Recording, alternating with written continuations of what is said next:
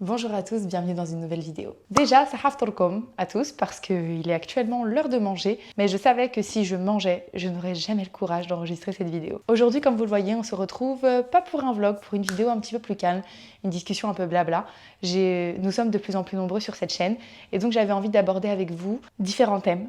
Je vais vous parler de ma relation avec l'Algérie, des raisons pour lesquelles je suis venue ici, des différents projets que j'ai et je vais aussi en profiter pour répondre à beaucoup de questions qu'on me pose sur mon installation. Donc installez-vous confortablement. Moi, j'ai mon jus que j'ai bu en entier avant la vidéo. J'ai décidé que comme j'avais vraiment du mal à manger des légumes, que j'allais me forcer avec des jus. Celui-ci, c'est citron, concombre, pomme, menthe. Un délice. Ça fait maintenant officiellement un mois que je suis arrivée en Algérie et j'avais envie de vous donner un petit peu mes impressions. Mais j'avais surtout envie de revenir sur pas mal de choses, notamment sur mon histoire avec l'Algérie, qui, je pense, va parler à beaucoup de monde, parce que j'en avais déjà parlé au cours d'un podcast, je vais vous mettre dans la barre d'infos, et j'avais reçu pas mal de messages de personnes qui ressentaient la même chose que moi, qui avaient vécu la même chose, et je pense que en tant que binationaux, en tant que personnes ayant grandi en France avec une partie de la culture algérienne, on est beaucoup à se poser des questions sur notre identité, et donc je pense que cette vidéo va parler à beaucoup de monde. Qu'est-ce qu'il y a? Tu veux dormir dans quel sens? Mon histoire avec l'Algérie, elle a commencé comme beaucoup d'entre nous, dans mon enfance. J'avais l'habitude de venir en Algérie avec mon père et ma mère, notamment pendant l'été.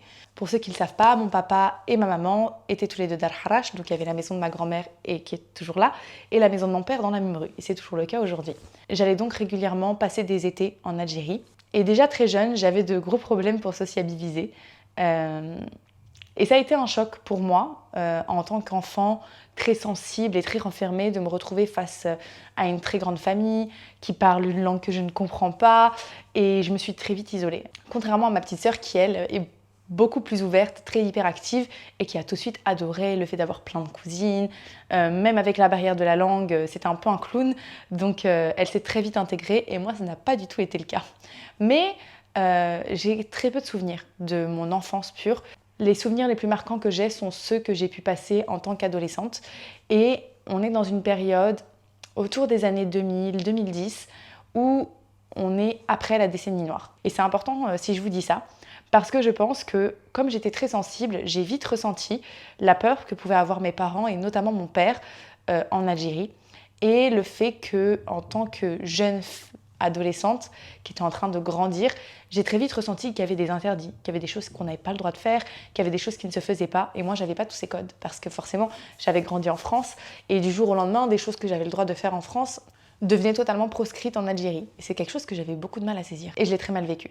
Vraiment, pour être honnête, je l'ai très mal vécu. Mon papa, et je pense que c'est le cas aussi pour beaucoup de parents algériens, quand ils reviennent en Algérie, c'est pour voir leur famille, c'est pour passer du temps avec leurs frères, leurs sœurs, etc. Et donc ce n'est pas pour nous faire visiter l'Algérie, c'est rarement pour nous apprendre la culture ou son histoire. C'est vraiment passer des vacances en famille et on passe un mois et on rentre en France. Et j'avais pas ce truc comme quand je pouvais partir en Espagne avec mon père. J'ai fait beaucoup l'Espagne avec mon père. J'ai de très très beaux souvenirs. On sortait tout le temps, tous les soirs on sortait, il nous emmenait en bord de mer, on mangeait des sardines, c'était des vacances, des vraies vacances. Oui, j'ai pas honte de dire que l'Algérie en réalité c'était pas des vacances, c'était plus pour lui un moyen de retrouver ses racines. Avec du recul et en tant qu'adulte, je le comprends. Mais quand t'es enfant, je comprenais pas trop pourquoi est-ce qu'il m'emmenait en Algérie pour m'enfermer dans une maison. Et je pense aussi que ma sensibilité a beaucoup joué parce que j'ai très vite vu la différence entre les hommes et les femmes. C'est quelque chose qui m'a sauté aux yeux déjà très jeune. Attention, ce n'est pas une critique, c'est juste le regard d'une jeune adolescente occidentale. Mais c'est vrai que jeune, c'est quelque chose qui m'avait frappée. Et pour être très honnête, j'avais vraiment pas une bonne relation avec l'Algérie. J'ai quand même quelques bons souvenirs parce que mon papa nous a quand même emmenés dans des campings, on s'est beaucoup baigné, enfin j'ai quand même de beaux souvenirs avec mon papa quand j'étais très jeune, mais c'est vrai qu'à partir de l'adolescence, j'ai fait vraiment une croix dessus et après certains événements où vraiment il m'arrivait de me faire gronder par mon père lui qui était toujours très gentil avec moi, je le comprends aujourd'hui, voulait me protéger et donc parfois me grondait quand je faisais certaines choses. Il y a toute cette culture qui faisait que c'était mal vu et moi je comprenais pas. Je comprenais pas et on m'expliquait pas. Et donc arrivé un moment où j'ai refusé de partir en Algérie et où ma sœur et mon petit frère partaient avec mon père et moi je restais en France avec ma mère. Ça a duré longtemps, ça a duré très longtemps, jusque dans les années 2014-2015. où j'ai décidé d'entreprendre des études d'histoire et de langue arabe littéraire. Et j'ai découvert l'histoire du monde musulman, j'ai découvert la richesse des royaumes omeyyades. Enfin bref, vraiment, j'ai appris énormément de choses et je me suis dit, mais il faut que je visite mon pays, il faut que j'en sache plus. En fait, je ne peux pas continuer à être tiraillée comme ça. Il faut savoir que moi, j'ai grandi et j'ai eu la chance de faire une école privée quand j'étais très jeune parce que j'ai vécu beaucoup d'harcèlement dans une école publique et mes parents m'ont mis en école privée. J'ai été la seule. Ça n'avait pas été le cas de mon frère et de ma petite sœur.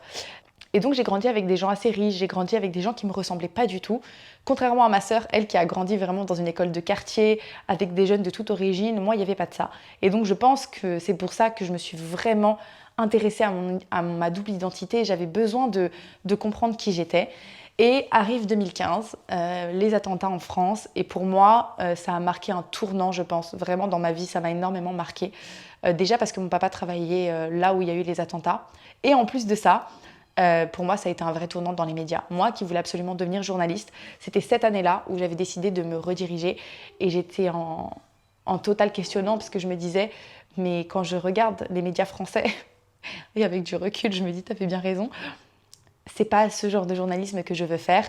Et donc, j'étais complètement tiraillée par mon envie de faire du journalisme. Mais d'un autre côté, je me sentais tellement rejetée par la France. Ça a commencé vraiment à cette période-là où ça a été dur pour moi. Vraiment, je l'ai mal vécu alors que j'étais quand même assez jeune.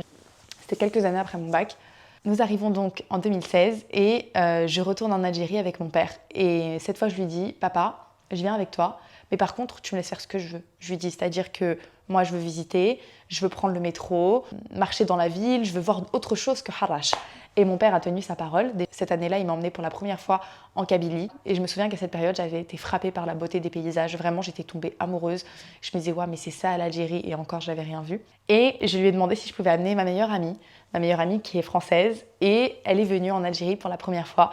Et je lui ai fait découvrir mon pays en même temps que moi, je le découvrais. Première fois que je prenais le métro. Donc, c'était le tout premier métro qui venait d'ouvrir à Harash, vous savez, la ligne qui te dépose directement à la Grande Poste. Et donc, on a flâné ensemble dans les rues, on a pris des cafés, on a fait le tour des marchés et j'ai adoré, j'ai adoré. Arrivé à la fin de cet été-là, mon père m'annonce qu'il veut venir vivre en Algérie, qu'il va partir vivre en Algérie et que voilà, il reviendra toujours nous voir, etc. Et pour moi, c'était un vrai déchirement parce que j'étais très proche de mon père. Et je lui dis immédiatement, je vais venir avec toi, je vais faire mes études de journalisme là-bas. Je rêvais d'écrire sur l'Algérie avec les études que j'avais faites. J'aurais aimé être journaliste spécialiste du Moyen-Orient et du Maghreb. Enfin vraiment, c'était une sorte de rêve un peu pour moi. Et donc j'ai insisté pour ça. Et il m'a dit non. Il m'a dit non parce que pour lui, il fallait que j'ai un diplôme français. Il m'a dit clairement, tu fais tes études et après tu feras ce que tu veux. Et je vous avoue que je suis émue de penser à ça aujourd'hui parce que c'est un truc de fou. Que des années après j'en sois là, c'est un truc de fou. Je crois que ça a été à ce moment-là que j'ai commencé à renouer vraiment avec mon pays, avec ma culture, où j'ai vraiment commencé à m'affirmer, à affirmer la personne que j'étais. Et j'ai continué à lire sur l'Algérie. J'ai vu pour la première fois le documentaire L'Algérie vue du ciel et je me suis dit, ouais, mais moi aussi un jour j'aimerais trop réaliser un documentaire comme ça. Et en voyant ce documentaire d'ailleurs, je me suis dit, mais l'Algérie c'est grand, c'est vaste, il y a tellement de choses à voir et j'ai rien vu. Mais je rêve un jour de faire un road trip et de voir de mes propres yeux. Enfin, vraiment, c'était devenu vraiment un projet de vie que je voulais faire. Mais bon, voilà, j'étais en pleine étude, la vie en France. Et juste après, malheureusement, mon papa qui devait venir vivre ici, dans cet appartement qu'il a acheté, est malheureusement tombé malade et il nous a quittés. Donc il n'a jamais pu voir cet appartement fini, terminé. C'était dans cet appartement que j'imagine qu'il voulait qu'on vienne le voir, moi, ma sœur et mon frère, plus tard. Et après sa perte, je n'ai pas pu revenir en Algérie parce qu'on a eu de gros problèmes familiaux, forcément. Perdre son père, c'est perdre un pilier. Financièrement, ça a été très difficile. Et donc, je n'ai pas pu revenir en Algérie et j'en ai beaucoup souffert. À distance, vraiment, j'étais toujours dans mes études. Je faisais une école de journalisme. Et j'avais trop hâte de revenir. Mais on était dans une période où les billets, je me souviens que les billets Air Algérie coûtaient très cher. Ce qui n'est plus le cas aujourd'hui, maintenant c'est devenu beaucoup plus accessible. Mais je me souviens qu'à l'époque, c'était vraiment très dur de venir ici. Hey je me fais mordre, gratuitement. Donc pendant environ 5 ans, je n'ai pas pu revenir en Algérie. Toutes les fois où ma mère et ma sœur sont venues, moi j'avais des examens, j'étais en études, j'étais très occupée. Et je m'étais dit, quand je termine mes études, quand j'aurai enfin mon master, je partirai. Je trouverai un moyen, il faut que je parte. Il y a eu le Covid entre-temps. Donc c'est pour ça que pendant 5 ans, vraiment, j'ai pas pu venir. Et ça m'avait manqué. Ça m'avait manqué et j'avais hâte de pouvoir revenir et de voir déjà comment l'Algérie avait évolué. Parce que je savais que l'Algérie évoluait beaucoup. À chaque fois qu'il y avait des gens qui allaient, ils me disaient « tu vas voir, ça a trop changé, etc. » En 2021, je décide d'ouvrir ma chaîne YouTube après une période où j'ai fait quand même une grosse dépression à cause de toutes les choses que j'ai pu vivre et que j'avais refoulées.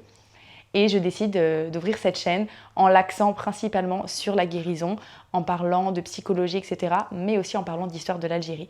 Donc j'ai commencé en parlant d'abord des haragas, parce que j'avais envie de parler justement de ces jeunes qui quittaient l'Algérie. J'avais envie de les comprendre, j'avais envie de comprendre pourquoi est-ce qu'on avait c'est un tel paradoxe, moi qui voulais revenir et eux qui veulent venir ici. J'avais envie de comprendre, j'avais envie justement de faire mon travail de journaliste et d'essayer de creuser un peu le sujet.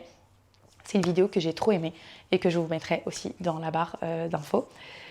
Puis j'ai commencé à raconter un petit peu l'histoire, 17 octobre, etc. Et j'attendais qu'une seule chose, c'était de pouvoir venir pour pouvoir la documenter encore plus tout en la découvrant. Arrive en fin 2022 où je prends un billet. Ma tante, du côté de ma maman, s'est installée en Algérie et s'était déjà installée en Algérie depuis 5 ans, dans la maison de ma grand-mère que vous avez beaucoup appréciée. Et elle me dit viens, je vais te faire visiter. Et quel voyage, mais quel voyage.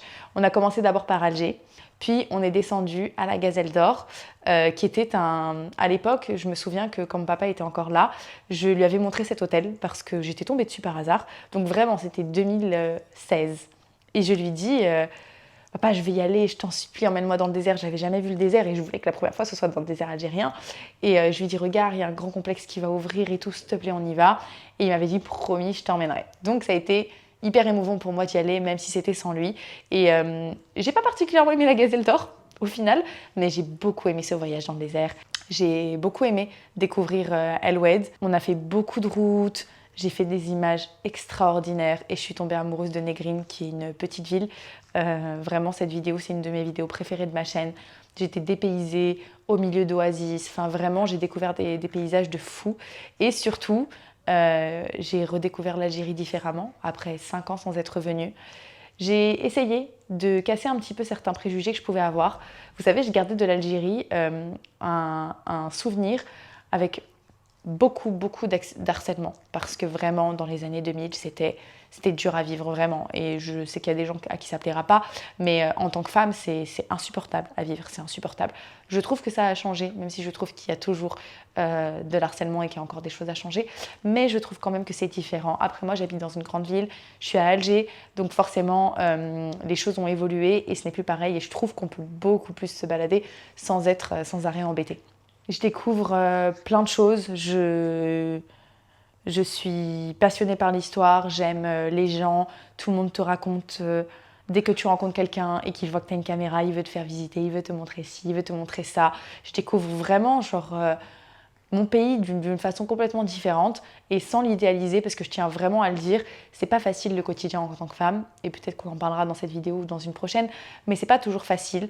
Ce voyage, il m'a réconciliée. Il m'a réconciliée déjà parce que moi, je cherchais à retrouver mon père, c'est logique, et j'avais l'impression de le croiser dans toutes les rues, dans tous les visages, dans tous les sourires.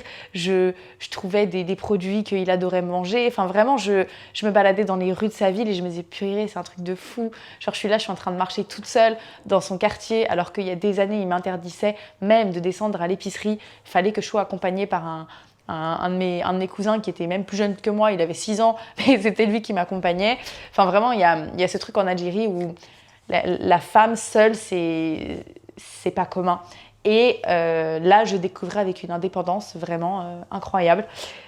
Mois de novembre 2022, je rentre en France, je dis à ma mère, bon, voilà, là ça y est, j'ai eu mon diplôme, j'ai mis un peu d'argent de côté, je veux partir en Algérie, je vais partir pour 6 mois et puis je vais faire le tour toute seule avec ma voiture. Étonnamment, ma mère a dit oui assez rapidement. Je pense que déjà elle me faisait confiance, ensuite on avait cet appartement et je voulais en faire quelque chose. Je me suis dit on peut pas le laisser comme ça à l'abandon, il faut qu'on le fasse vivre et si c'est pas nous qui vivons dedans, au moins qu'on le mette en location ou quelque chose comme ça. Et puis, ouais, elle m'a fait confiance tout de suite, elle m'a dit d'accord.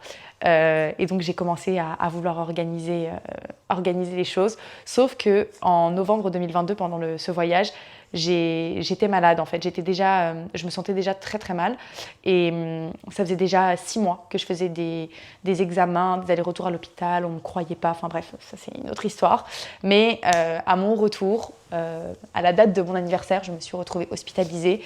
Pendant 15 jours, j'ai passé Noël, le jour de l'an, j'ai tout passé à l'hôpital. Et au final, on m'a diagnostiqué une maladie rare qui nécessitait que je prenne un traitement et qui nécessite toujours que je prenne un traitement, même si actuellement j'ai fait une pause.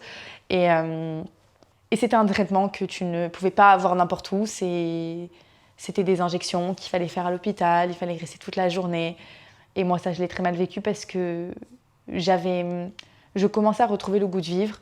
En Algérie parce que après ma dépression je faisais quelque chose qui me plaisait, je sortais de chez moi, je sortais de ma chambre, je faisais des vidéos, je faisais du montage, je faisais de la photo, tout ce que j'aime, j'écrivais, enfin vraiment je retrouvais un petit peu la personne que j'étais avant. Et c'est pas que l'Algérie en réalité, il y a l'Algérie bien sûr, mais c'est pas une guérison, c'est pas l'Algérie qui m'a guérie, mais c'est le fait de me reconnecter à moi-même et de faire des choses que j'aimais, que j'avais complètement arrêtées quand j'étais déprimée.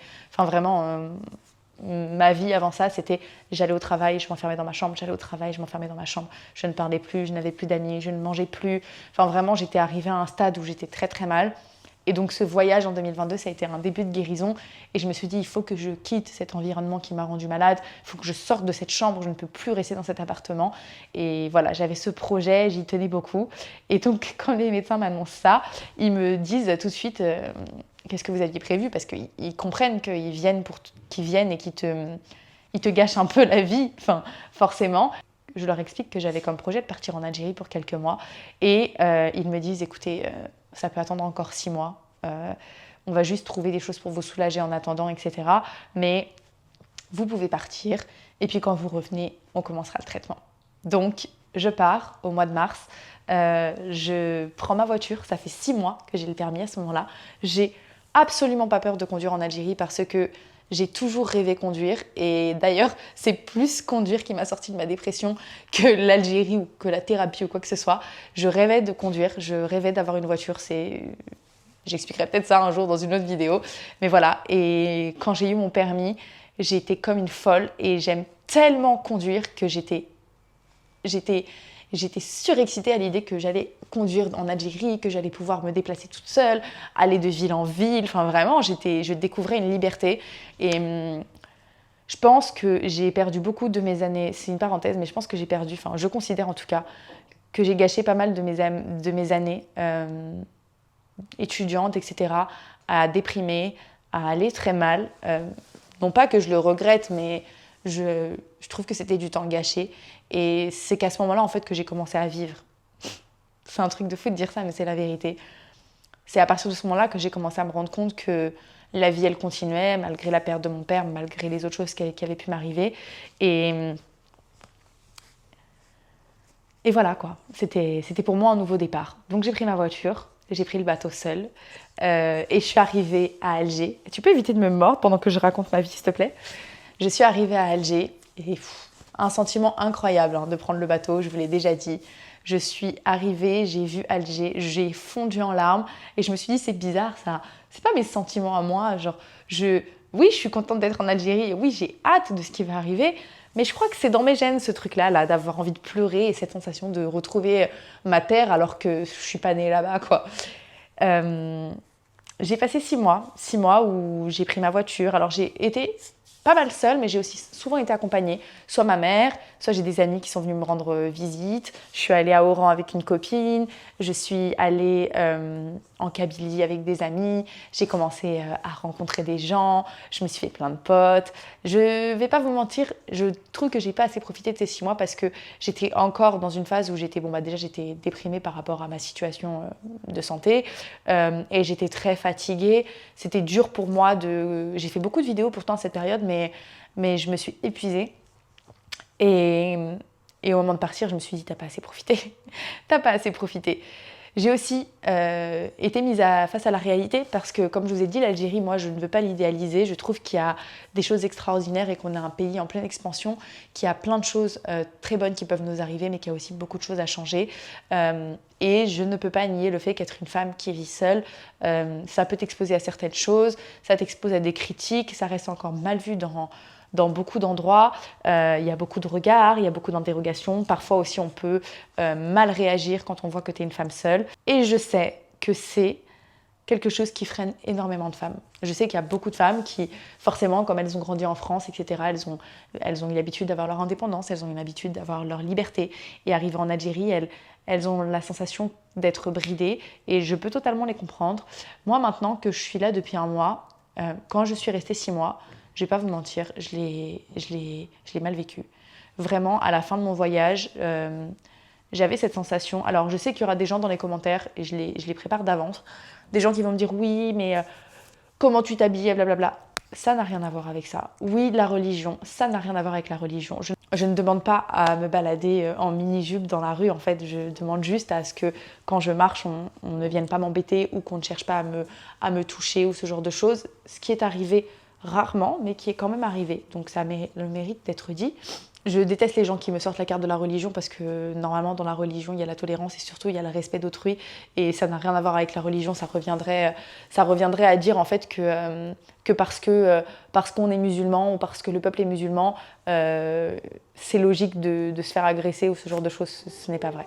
Je sais qu'il y a beaucoup de femmes qui le vivent mal et c'est souvent les messages que je reçois de comment tu le sens, comment tu le vis, comment t'as fait, est-ce que tu pouvais te baigner, est-ce que tu pouvais sortir toute seule, etc.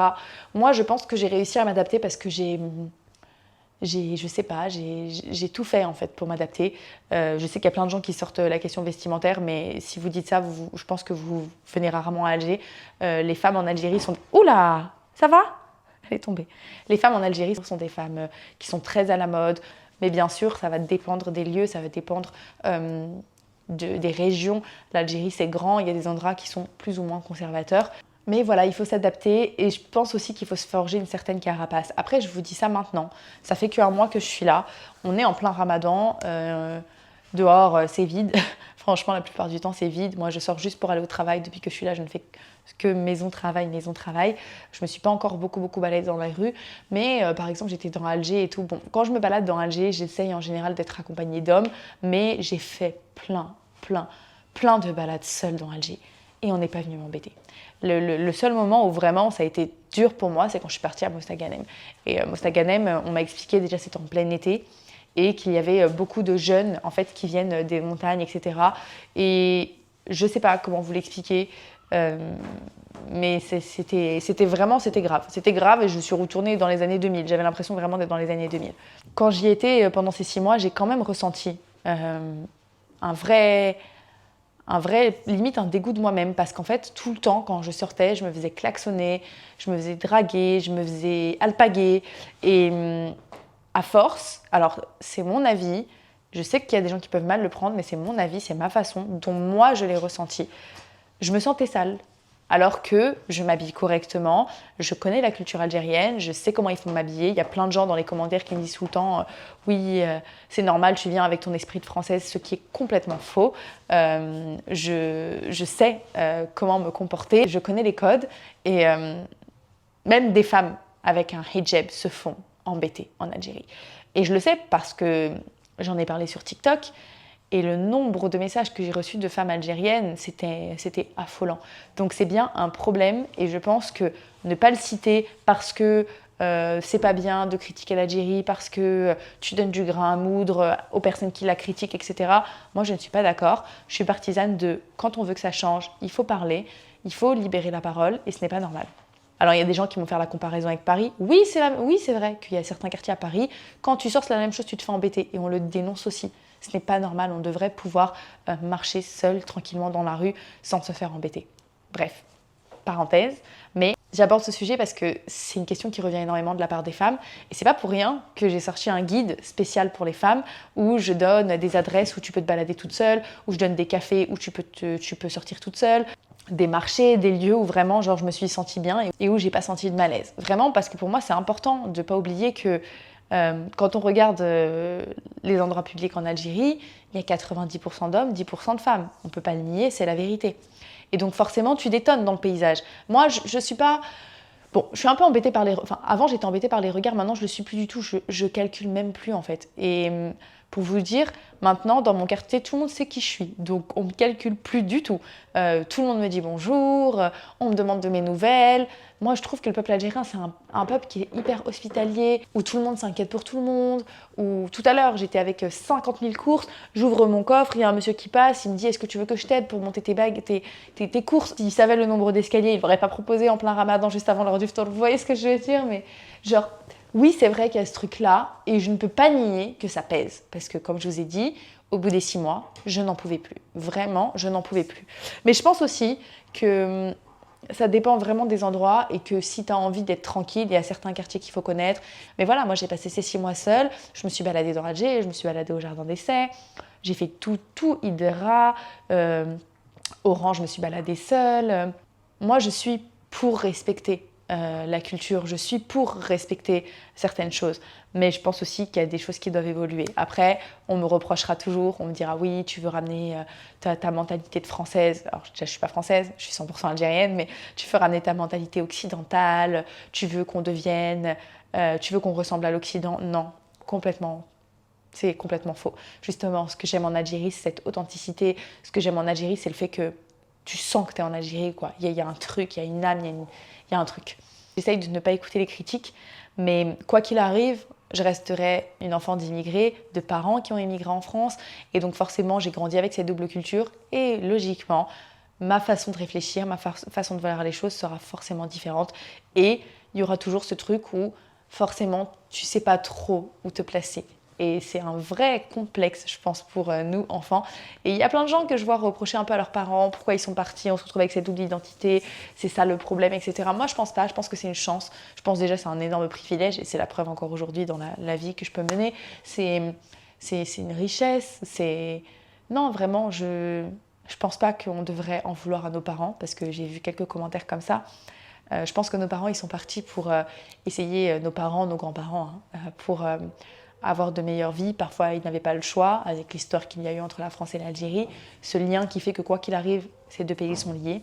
Et nous, enfants, aujourd'hui, on est le fruit de ce mariage étrange entre l'Algérie et la France.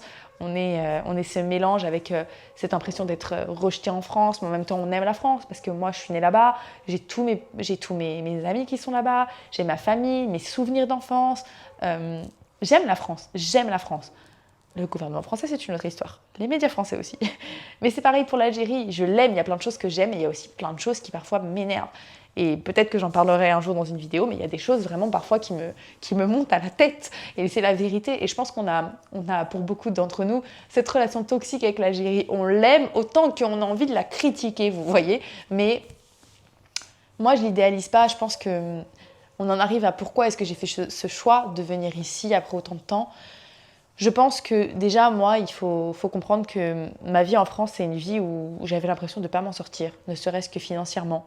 Malgré mon bac plus 5, malgré mes études, j'arrivais pas à me loger parce que ça devenait trop cher et je sentais que j'avais besoin de vivre près de la mer. À la base, je voulais partir à Marseille.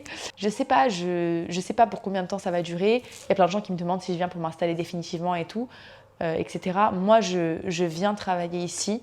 Déjà pour mon expérience personnelle, parce que je rêve de réaliser certains projets, dont celui de faire un documentaire, et je commence à travailler dessus, et j'espère qu'un jour il verra le jour. Je fais ça aussi pour essayer d'investir dans mon pays, pour voir si je réussis à construire quelque chose de durable. Il y a des gens qui m'ont dit « Oui, mais t'es folle de venir t'installer en tant que femme, les femmes elles ont beaucoup moins de droits ici, et imagine si t'as des enfants, etc. » Je comprends et je vais vous dire la vérité, je me pose pas de questions, je me projette pas loin. C'est triste ce que je vais dire, mais je me projette pas loin parce que je sais que la vie elle peut te mettre des claques et que ça sert à rien de faire des projets sur 5 ans, sur 10 ans. Et je sais pas si je serai encore vivante dans 10 ans. Je vis au jour le jour, j'avais envie de le faire, j'avais envie de revivre cette expérience. Peut-être que je l'idéalise, et bien sûr que j'ai des privilèges, bien sûr que il y a des gens qui me disent c'est trop facile de vivre en Algérie avec l'euro. Sachez que je travaille dans une entreprise algérienne et qu'aujourd'hui je touche des dinars. Donc voilà, déjà il y a ça. Ensuite, bien sûr que je suis privilégiée. Bien sûr que j'ai mis de l'argent de côté, bien sûr que je ne vis pas avec 300 € par mois comme la plupart des Algériens. Et moi, ce paradoxe qu'on fait souvent sous mes vidéos, en mode, pas ici, beaucoup sur TikTok. TikTok, c'est un enfer. Carrément, je ne poste plus, alors que c'est celui sur lequel, je vais vous dire la vérité, je me fais de l'argent sur TikTok, je pourrais me faire de l'argent, mais j'en peux plus des commentaires des gens. Soit c'est des racistes qui me souhaitent de ne jamais revenir et c'est juste l'image de la France que je déteste, soit ce sont des Algériens eux-mêmes qui viennent me dire que j'idéalise l'Algérie, que je la romantise, que nanana, alors que non, je partage mon quotidien et bien sûr que je connais son histoire et bien sûr que je connais ses complexités et bien sûr que comme tout pays, et en fait c'est comme dans tous les pays, c'est très important de parler avec la jeunesse algérienne pour comprendre aussi quelles sont les failles, comprendre quels sont leurs obstacles. Et je vois bien que les Algériens, pour beaucoup, ne voient pas d'avenir dans leur propre pays. Et évidemment que ça me fait de la peine. Et évidemment qu'il y a ce miroir où tu te dis, moi j'ai envie de venir et eux ils ont envie de partir. Et donc est-ce que je suis moins légitime ? Je pense pas. Je pense que déjà on a tous des destins différents. Et que je pense que je suis pas la seule à avoir cette envie de revenir vivre ici. Moi je vais pas vous mentir, c'est pour mon confort de vie. J'ai aucune honte à le dire. Bien sûr que je vais mieux vivre en Algérie. Déjà je vais pas me priver de nourriture. Sachant qu'en France, ça devient tellement compliqué que quand tu fais des courses, tu es obligé de te priver, etc. Et vous allez me dire que les Algériens font pareil, et je comprends, mais comme dans tous les pays, il y a des gens qui sont plus aisés, d'autres qui le sont moins. Et en France, on n'a pas beaucoup de privilèges en tant qu'enfant d'immigrés. Faut pas croire que la France c'est de l'Eldorado. Justement, on subit des discriminations. Tous les jours, quand on allume la télé, on voit qu'on est détesté. On n'arrive pas à trouver de logement quand on a un prénom ou un nom de famille à consonance maghrébine. L'ambiance en France, c'est de plus en plus dur. Donc forcément, moi ici, je trouve un certain confort et je comprends totalement que pour beaucoup d'Algériens, ce ne soit pas le cas. Et je pense que c'est important, quand on vient s'installer dans un pays, d'essayer de comprendre sa complexité. Pardon si j'ai une voix bizarre, mais je suis en train de m'étouffer. De comprendre sa complexité, de comprendre sa politique, de comprendre sa culture. Vraiment, je découvre et peut-être que je vais rester. Peut-être que dans un an, je vous dirai je m'en vais. Déjà, comme je vous ai dit, j'ai stoppé mon traitement pour une durée indéterminée et il y a peut-être un moment où les médecins vont me dire écoutez, là, vous êtes obligé de revenir parce que je ne peux pas survivre sans ce traitement. Et comme je l'avais dit dans une précédente vidéo, j'espérerais pouvoir l'avoir en Algérie, mais je ne sais pas si ce sera possible. Prendre mon traitement en Algérie si je suis seule, je ne sais pas si j'ai envie de faire ça. C'est un traitement qui fatigue, je suis loin de ma famille. Je suis loin de ma famille, non, parce que j'ai toujours de la famille ici. Il y a plein de gens qui me disent oui, t'es super courageuse. Moi, je ne crois pas, parce que déjà, j'ai ma famille ici. Donc, il y a la famille de mon père. J'ai une tante qui est à 5 minutes. J'ai mes cousins qui sont tout le temps là si j'ai besoin d'aide. Je suis pas seule au monde. Et je ne sais pas si je l'aurais fait si j'avais vraiment eu aucune famille. Mais d'un autre côté, et c'est là qu'on en vient à ce que je vous disais tout à l'heure par rapport à la sécurité, par rapport à comment tu te sens en Algérie. Moi, je ne me sens pas en insécurité quand je marche dans les rues. En France, tu peux avoir peur de te faire voler, tu peux avoir peur de te faire agresser physiquement, violemment. En Algérie, je ne dis pas que ça n'existe pas, ok, mais en tout cas à Alger, déjà la police est partout, et ensuite, tu cries, tout le monde vient t'aider. En France, tu fais un malaise dans le métro, personne ne te calcule. J'aime pas faire la comparaison avec la France, c'est quelque chose que je déteste, mais parce qu'il y aura toujours des gens pour la faire à ma place de toute façon. Mais comme pour tous les pays, il faut savoir peser le pour et le contre. Et moi, je suis consciente des deux. Je suis consciente que j'ai des privilèges. Je suis consciente que grâce à ma double nationalité et grâce par exemple à mes réseaux sociaux, ça m'a ouvert énormément de portes. Et on en vient à comment est-ce que j'ai trouvé du travail. J'ai trouvé du travail grâce à mes réseaux sociaux parce que je parlais beaucoup des déchets en Algérie. J'ai souvent parlé de ça dans mes vidéos. J'ai été repérée par une entreprise qui justement parle de ça et travaille à rendre l'Algérie plus propre et plus verte. J'ai été invitée à un premier événement où j'ai travaillé déjà un peu avec eux très spontanément. Et puis là, quand j'ai su que je pouvais arrêter mon traitement pendant une certaine durée, j'ai commencé à demander à droite à gauche si des gens connaissaient des contacts dans les médias. Je l'ai fait de moi-même, je suis allée vers de moi-même. Et je vais vous dire la vérité, ce poste m'a été proposé sur un plateau d'argent. Vraiment, on m'a dit écoute, si tu veux, moi je cherche quelqu'un en communication. Est-ce que ça t'intéresse? En plus de ça, c'est flexible parce que cette personne savait que je suivais un traitement. Il m'a dit si jamais tu dois rentrer en France parce que tu dois, je sais pas, aller à l'hôpital pendant 2 semaines, etc., tu pourras travailler à distance, c'est pas un problème. Enfin, tous les obstacles qu'il y avait fin 2023 avec mon traitement, avec tout ça, tout s'est envolé. Et je me dis, moi je crois aux signes, je crois au fait que tout a été facile pour moi, bien que ça a été difficile à une période, tout s'est débloqué et je suis ce chemin. Et peut-être que ça durera 1 an, 2 ans, 4 ans, 5 ans, je ne sais pas. Moi, dans la réalité, j'aimerais pouvoir m'installer ici, faire des allers-retours en France parce que forcément j'ai ma famille là-bas, mais j'aimerais vraiment pouvoir construire une carrière d'une façon ou d'une autre. Évidemment, je ne vis pas des réseaux sociaux, mais j'espère que ça va pouvoir m'aider à me développer, à faire plus de choses. Par exemple, quand je fais des vidéos YouTube et qu'elles sont monétisées, cet argent, je le mets de côté parce que je me dis, voilà, j'ai envie de faire un documentaire qui va nécessiter que je fasse le tour de l'Algérie. Ça coûte de l'argent. Et voilà, j'ai des projets et j'espère qu'ils vont se réaliser. Et moi, je m'épanouis en tout cas en faisant des vidéos. Je m'épanouis pas forcément en faisant les dernières vidéos que j'ai pu faire. Je vais pas vous mentir, hein, les vlogs où je vous raconte mon quotidien et tout, c'est pas ça qui me fait vibrer. Je suis contente de partager ça. En vrai, j'aime bien, mais le genre de vidéo que j'aime, c'est le genre de vidéo que j'ai faite quand je suis partie en Kabylie, la vidéo que j'ai faite quand je suis partie à Négrine, les vidéos où je vous raconte l'histoire, où on en revient encore au statut de femme sur les réseaux sociaux. Une fille qui va parler de maquillage, on va dire que son contenu, c'est de la daube. Il y a ce truc de vouloir s'élever en disant, voilà, moi, je fais des vidéos où je raconte l'histoire. C'est vrai, je ne vais pas mentir. J'ai une vision de moi-même qui fait que j'ai souvent l'impression que ce que je fais c'est inutile et donc j'ai besoin d'apporter une touche, j'ai besoin que les gens apprennent quelque chose. Parfois même je me mets trop la pression pour ça et c'est pour ça aussi que je vais vous remercier parce que mince, 50 000 vues sur une vidéo où je vous parle de mon appartement et où j'installe un tapis, mais vous êtes fous. Franchement, vous êtes fous. Alors bon, moi, ça me fait trop kiffer parce que les gens me disent « Oui, mais nous, on aime ta personnalité, peu importe ce que tu fais, on aime. » Et moi, ça me fait trop plaisir. Dans les vidéos que j'ai pu faire sur Négrine, en Kabylie, etc., je trouve que je réussissais à transmettre des émotions. En tout cas, moi, en les écrivant, parce que j'écris mes vidéos avant, et c'est ça que j'aime, parce que je ne peux pas faire quand je fais un vlog. Quand je fais un vlog, je pose et voilà. Sinon, j'écris, et moi, c'est ce que j'aime le plus. Et j'essaye de transmettre quelque chose, et je vois que vous êtes réceptifs, et je reçois tellement de messages comme ça. Vous me dites, t'es authentique, on aime ta sensibilité. Ouais, les gars, cette sensibilité, elle m'a pesé pendant tellement longtemps, et encore aujourd'hui, je la déteste. Donc, quand vous me dites que c'est ma sensibilité qui fait que vous aimez mes vidéos, voilà, j'ai envie de pleurer. Je vous jure que ça me fait quelque chose, parce que ça a toujours été pour moi un truc où, merde quoi, on m'a toujours dit t'es trop sensible, et la sensibilité c'est une faiblesse. Et j'avais un prof en école de journalisme qui m'avait dit que ma sensibilité c'était ce qui ferait que j'allais réussir. Et moi à ce moment-là, j'avais soufflé, je suis en mode c'est bon là, j'en ai marre que la première chose que les gens voient chez moi, c'est que je suis sensible. C'est cool, mais bon, moi j'ai envie d'être une vedette, j'ai envie qu'on se dise, ouais, à la force, vous voyez, les hommes, pas, oh, la petite chose. Moi, j'y peux rien, apparemment, c'est ça qui fait que les gens voient en premier chez moi, donc bon.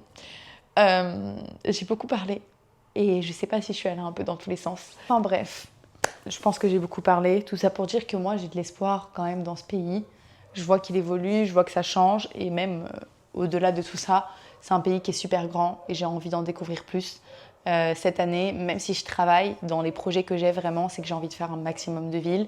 Je pense que je vais me faire régulièrement à la fin du Ramadan des week-ends solo. Je pense qu'à la fin du Ramadan, peut-être 1 semaine ou 2 semaines après, je vais faire un premier week-end à Constantine. Celui d'après, ce sera en Kabylie parce que ça me manque. J'ai trop envie de me prendre une petite maison là, au-dessus des nuages où j'ai pas de connexion. J'avais trop aimé vraiment mon voyage en Kabylie justement parce que t'as quoi, t'as la mer, t'as le soleil, t'as le bruit des grillons, t'as les montagnes. Moi, j'aime beaucoup ce genre de paysage, mer-montagne, ça me fait fondre. Et j'ai envie de continuer à prendre les routes. J'ai envie aussi de mettre plus en avant l'artisanat algérien, etc. Donc je pense que je vais essayer de faire ce genre de vidéo. En tout cas, là, j'en ai une de prévue qui peut être super cool. Et puis, Inch'Allah, je travaille sur mon documentaire et un jour, vous le voyez à la télé.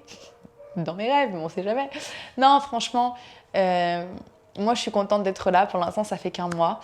Pour être très, très honnête avec vous, je suis heureuse, mais je me sens pas très bien. Je suis assez anxieuse. C'est bizarre parce que c'était pas le cas les autres fois. Je pense que là, c'est parce que j'avais beaucoup de choses à penser.